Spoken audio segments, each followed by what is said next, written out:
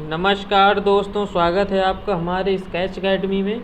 दोस्तों, हमारे चैनल को शेयर और सब्सक्राइब करें और लाइक करें। तो दोस्तों, चलिए आज के इस ज्योग्राफी यानी विश्व के भूगोल में आज हम फोर्थ टॉपिक मानचित्र एवं पृथ्वी के प्रमुख परिमंडल के बारे में चर्चा करेंगे और जानेंगे जो तो मानचित्र क्या है और पृथ्वी के प्रमुख परिमंडल कौन कौन से हैं। तो चलिए दोस्तों, आज के इस सेशन से और आज के पहले क्वेश्चन से स्टार्ट करते हैं। देखिए, आज का पहला क्वेश्चन है, भौतिक मानचित्र में किन्हें शामिल किया जाता है?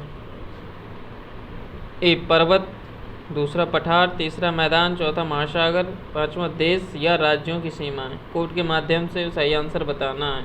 ए 1, 3 और 5, बी 1, 2, 4 और 5, सी 1, 2, 3 और 4, डी उपर्युक्त सभी। बताएं दोस्तों, इसका राइट आंसर क्या होगा?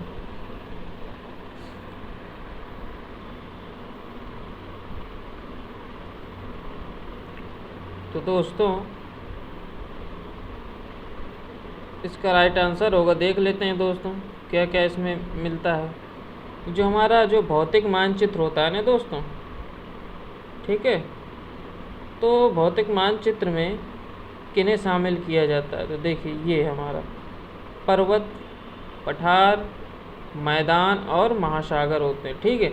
लेकिन देश या राज्यों की सीमाएं इसमें नहीं होती हैं। वो आपको मिलेंगी किस मानचित्र में? आपको मिलेंगी राजनैतिक मानचित्र। कौन होता है? राजनैतिक मानचित्र होता है, ठीक है। राजनैतिक मानचित्र, उस मानचित्र में जो देश या राज्यों की सीमाएं मिलेंगी और बाकी इसमें मिलेंगी, यानी कि 1, 2, 3, 4, यानी कि C number is the right answer आपका, ठीक है दोस्तों। चलिए दोस्तों, अगला क्वेश्चन। दोस्तों, अगला क्वेश्चन है आपका, राज्यों, नगरों, शहरों तथा गांवों और विश्व के विभिन्न देशों व राज्यों तथा उनकी सीमाओं को दर्शाने वाले मानचित्र को क्या कहा जाता है? भौतिक मानचित्र, राजनीतिक मानचित्र, थीमेटिक मानचित्र, इनमें से कोई नहीं। बताएं दोस्तों, इसका राइट आंसर क्या होगा? तो दोस्तों, जो हमारा राज्य हो गया, नगर हो गया, शहर हो गया, गांव हो गया, विश्व हो गया, या देशों या राज्यों तथा उनकी सीमाओं को दर्शाने वाले मानचित्र को हम राजनीतिक मानचित्र कहते हैं। हमने पहले ही बताया था कि राजनीतिक मानचित्र कहते हैं। तो दोस्तों, इसका राइट आंसर क्या होगा? B number is the right answer, यानी राजनीतिक मानचित्र। और जिसमें पर्वत पठार होते हैं तो वो कौन सा होता है? वो होता है आपका भौतिक मानचित्र, ठीक है। तो यानी कि B number is the right answer, यानी कि राजनीतिक मानचित्र। चलिए दोस्तों, अगला क्वेश्चन। दोस्तों, अगला क्वेश्चन है आपका, थीमेटिक मानचित्र में किसे किसे शामिल किया जाता है? ए सड़क मानचित्र, दूसरा है वर्षा मानचित्र, तीसरा वन तथा उद्योगों के वितरण दर्शाने वाले मानचित्र। तो कोड के माध्यम से बताना है। 1 और 2 सही है, 2 और 3 सही है, 1 और 3 सही है, उपर्युक्त सभी सही हैं। तो बताएं दोस्तों, इसका राइट आंसर क्या होगा? कौन सही है? दोस्तों, इसका आपका राइट आंसर देख लेते हैं। थीमेटिक में सड़क मानचित्र बिल्कुल होता है, वर्षा मानचित्र होता है बिल्कुल, वन तथा उद्योगों के वितरण दर्शाने वाले मानचित्र, यानी कि ये भी सही है, ये भी सही है और ये भी सही है, ठीक है दोस्तों।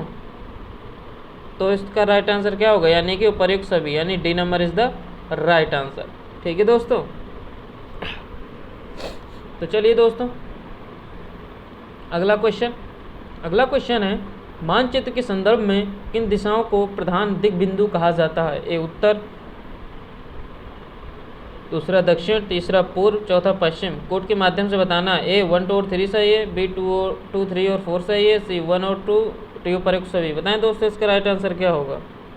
दोस्तों, इसका आपका राइट आंसर होगा डी नंबर, यानी कि उपर्युक्त सभी, यानी D number is the right answer. चलिए दोस्तों, अगला क्वेश्चन है दोस्तों, मानचित्र के संदर्भ में रूढ़ प्रतीक किसे कहा जाता है? ए जिन प्रतीकों के उपयोग के संबंध में अंतर्राष्ट्रीय सहमति हो, जिन प्रतीकों के उपयोग के संबंध में राष्ट्रीय स्तर पर सहमति हो, जिन प्रतीकों के द्वारा प्राकृतिक स्वरूपों को दर्शाया जाता हो, डी उपर्युक्त सभी। दोस्तों, बताएं दोस्तों, इसका राइट आंसर क्या होगा? रूढ़ प्रतीक किसे कहते हैं? दोस्तों, इसका राइट आंसर होगा, जिन प्रतीकों के उपयोग के संबंध में अंतर्राष्ट्रीय सहमति हो उन्हीं को हम क्या कहते हैं? रूढ़ प्रतीक कहते हैं। यानी कि A number is the right answer. चलिए दोस्तों अगला क्वेश्चन। दोस्तों अगला क्वेश्चन है, निम्नलिखित में से कौन सा कथन सत्य है? ए, जो मानचित्र पैमाने पर आधारित न होकर याददाश्त और स्थानीय प्रक्षेपण पर आधारित होते हैं उन्हें रेखा मानचित्र कहते हैं। दूसरा, एक छोटे क्षेत्र का बड़े पैमाने पर खींचा गया रेखा चित्र खाका कहलाता है। कोड के माध्यम से बताएं। केवल एक, केवल दो, वन और दोनों, ना तो वन ना ही दो। बताएं दोस्तों इसका राइट आंसर क्या होगा? बताएं दोस्तों इसका राइट आंसर क्या होगा? तो दोस्तों इसका राइट आंसर होगा आपका 1 और 2, यानी कि 1 और 2। C number is the right answer. ठीक है, यानी कि जो मानचित्र पैमाने पर आधारित ना होकर या स्थानीय प्रक्षेपण आधारित होते हैं उन्हें क्या कहते हैं? रेखा मानचित्र। बिल्कुल सही है। एक छोटे क्षेत्र का बड़े पैमाने पर खींचा गया रेखा खाका कहलाता है। बिल्कुल सही है। ये भी सही, ये भी सही, यानी कि C number is the right answer. चलिए दोस्तों अगला क्वेश्चन। अगला क्वेश्चन है, अब चैप्टर दूसरा आ गया पृथ्वी के परिमंडल। तो देख लेते हैं। पहला है, जलमंडल में जल की कौन कौन सी अवस्थाओं को सम्मिलित किया जाता है? ए जल, बी बर्फ, सी जलवाष्प, डी उपरोक्त सभी। बताएं दोस्तों इसका राइट आंसर क्या होगा? दोस्तों इसका राइट आंसर होगा आपका, देख लेते हैं, जलमंडल में जल की कौन कौन सी अवस्थाओं को सम्मिलित किया जाता है। जल को भी सम्मिलित किया जाता है, बर्फ भी होता है, जलवाष्प भी होता है, यानी कि उपयुक्त सभी, यानी कि D number is the right answer. चलिए दोस्तों अगला क्वेश्चन, जैवमंडल के अंतर्गत कौन कौन से परिमंडल शामिल हैं? ए स्थलमंडल एवं जलमंडल, बी जलमंडल एवं वायुमंडल, सी स्थलमंडल एवं वायुमंडल, डी स्थलमंडल, जलमंडल एवं वायुमंडल। बताएं दोस्तों इसका राइट आंसर क्या होगा? देख लेते हैं दोस्तों, जो हमारा जैवमंडल होता है, ये जो जैवमंडल है इसके अंतर्गत आपका स्थलमंडल, जलमंडल, वायुमंडल, यानी कि ये तीनों आते हैं। दोस्तों इसका राइट आंसर होगा आपका D number is the right answer. ठीक है दोस्तों, D number is the right answer. चलिए दोस्तों अगला क्वेश्चन। अगला क्वेश्चन है, विश्व का सबसे ऊंचा शिखर कौन सा है? ए किलिमंजारो, बी माउंट एवरेस्ट, सी K2, डी कंचनजंगा। दोस्तों आपको पता ही होगा कि माउंट एवरेस्ट विश्व की सबसे ऊंची चोटी है और इसकी लंबाई कितनी है दोस्तों? 8,848 मीटर। किसी बुकों में 8,850 मीटर भी लिखी हुई मिलती है। ठीक है दोस्तों, वैसे इतनी ही है, कभी कभी बर्फ़ की वजह से चोटी 2 मीटर और बढ़ जाती। चलिए दोस्तों अगला क्वेश्चन। अगला क्वेश्चन दोस्तों, विश्व का सबसे गहरा भाग किस महासागर में स्थित है? प्रशांत महासागर, अटलांटिक महासागर, हिंद महासागर, आर्कटिक महासागर। बताएं दोस्तों इसका राइट आंसर क्या होगा?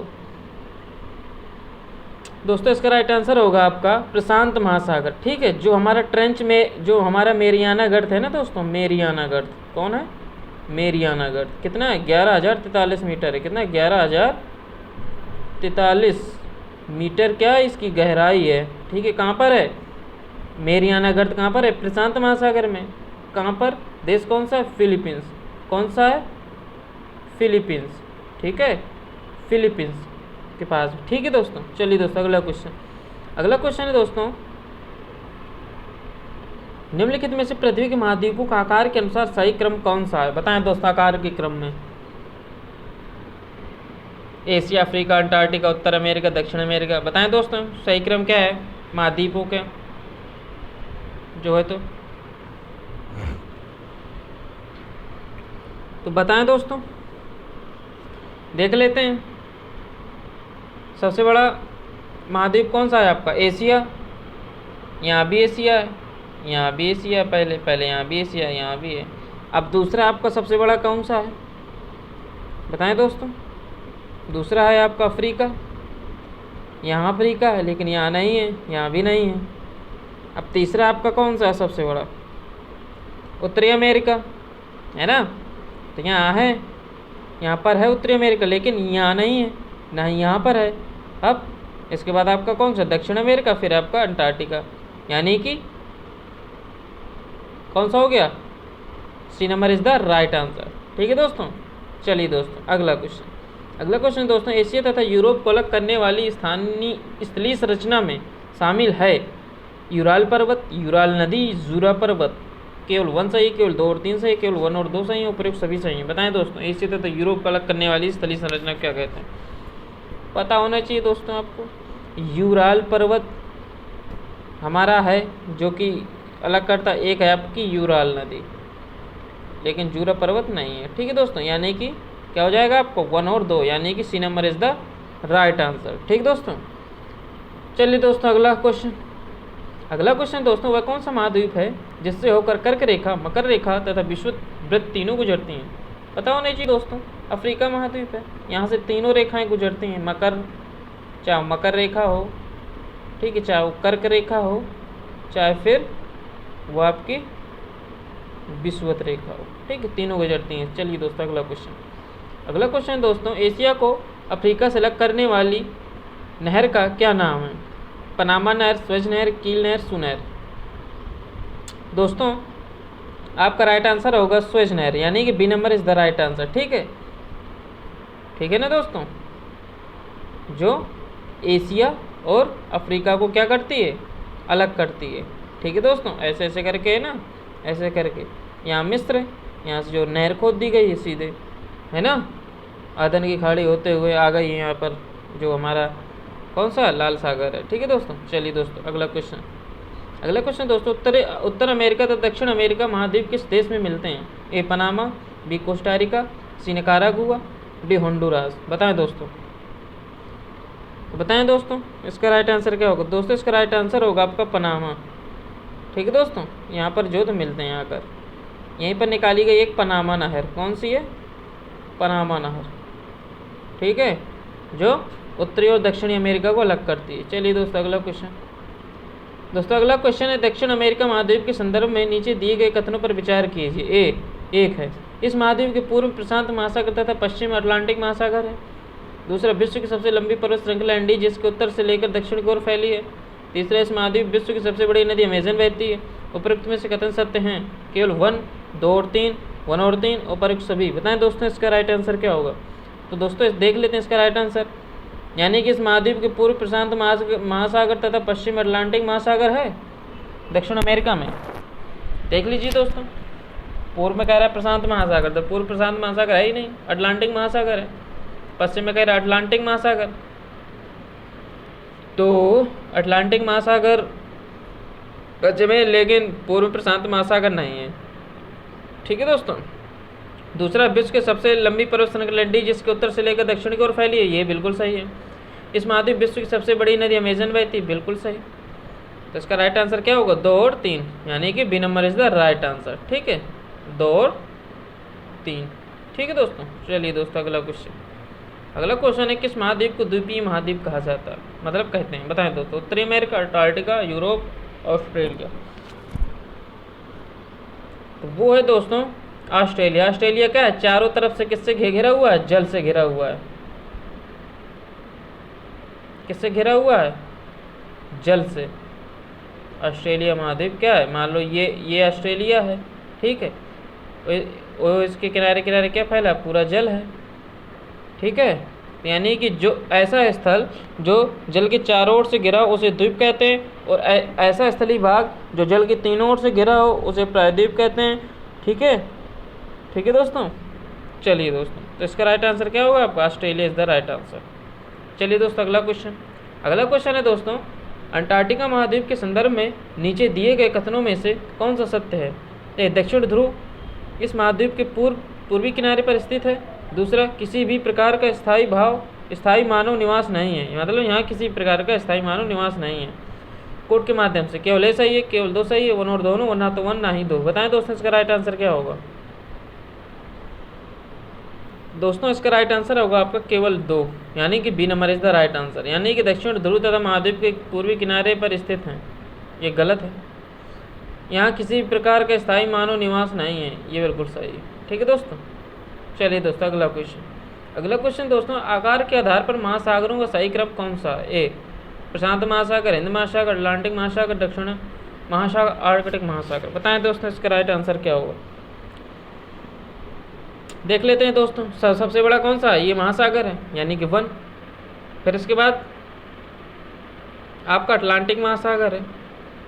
फिर इसके बाद आपका कौन सा है?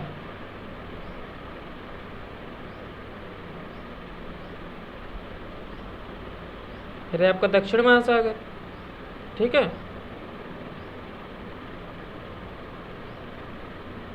फिर है आपका हिंद महासागर, फिर है आपका आर्कटिक महासागर। आपका कौन सा है, यानी कि पहला,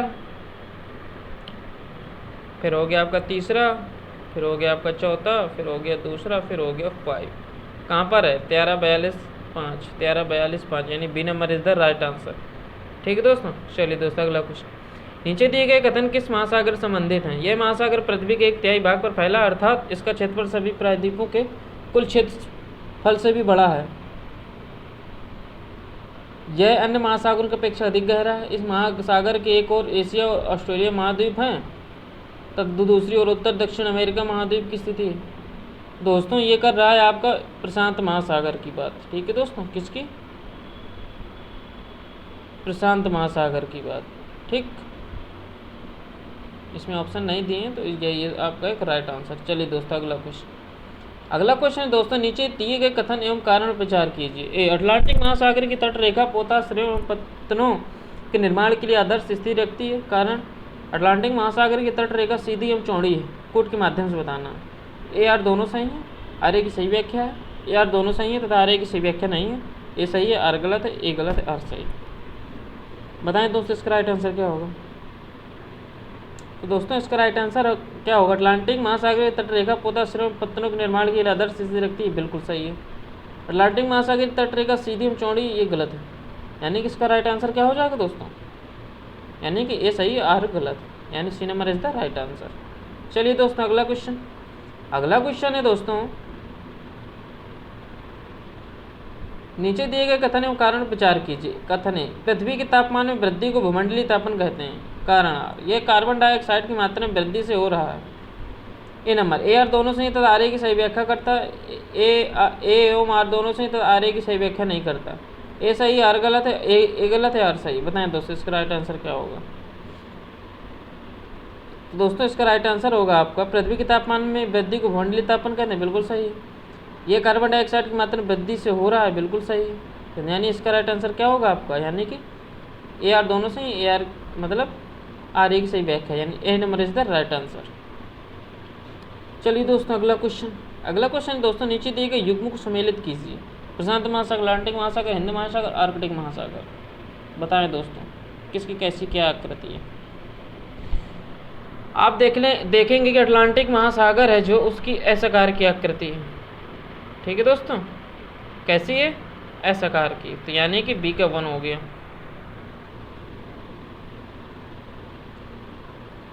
है ना, और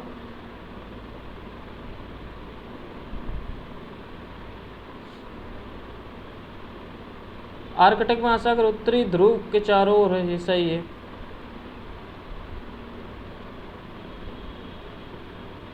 प्रशांत महासागर कैसा है,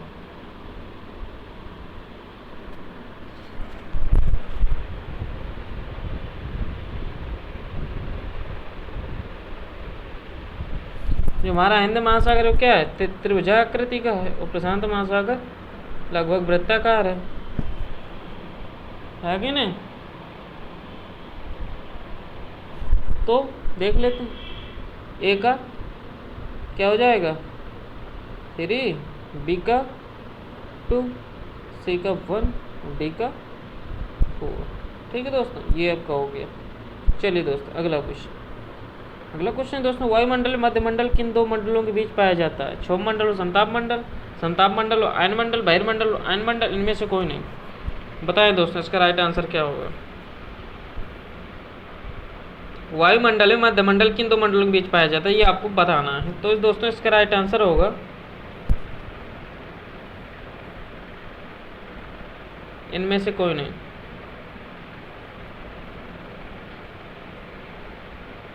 ठीक है दोस्तों, यानी कि इनमें से कोई है ही नहीं है। ठीक है दोस्तों, तो चलिए दोस्तों D number is the right answer. चलिए दोस्तों अगला क्वेश्चन। अगला क्वेश्चन दोस्तों, नीचे दिए गए कथनों पर विचार कीजिए। वायुमंडल में उपस्थित नाइट्रोजन गैस सभी प्रकार की जीवधारियों की वृद्धि में सहायक होता है। दूसरा, कार्बन डाइऑक्साइड गैस पेड़ पौधों की वृद्धि में सहायक होती है। उपयुक्त में से कौन सा कथन सत्य है। केवल 1, केवल 2, 1 और दोनों, इनमें से कोई नहीं। बताएं दोस्तों इसका राइट आंसर क्या होगा। देख लेते हैं। वायुमंडल में उपस्थित नाइट्रोजन गैस सभी प्रकार की जीवधारियों की वृद्धि में सहायक होती है, बिल्कुल है। कार्बन डाइऑक्साइड गैस पेड़ पौधों की वृद्धि में सहायक होती है, बिल्कुल सही है। यानी कि इसका राइट आंसर क्या होगा, 1 और सी, यानी 1 और दोनों सही, यानी C number is the right answer. चलिए दोस्तों, आज के सेशन में इतना ही, फिर कर मिलते हैं एक नए चैप्टर और नए सेशन के साथ। तो हमारे इस चैनल को सब्सक्राइब लाइक ज़रूर करें। तो ठीक है दोस्तों, फिर मिलते हैं अगले दिन अच्छे एक चैप्टर के साथ। तब तक के लिए नमस्कार, धन्यवाद।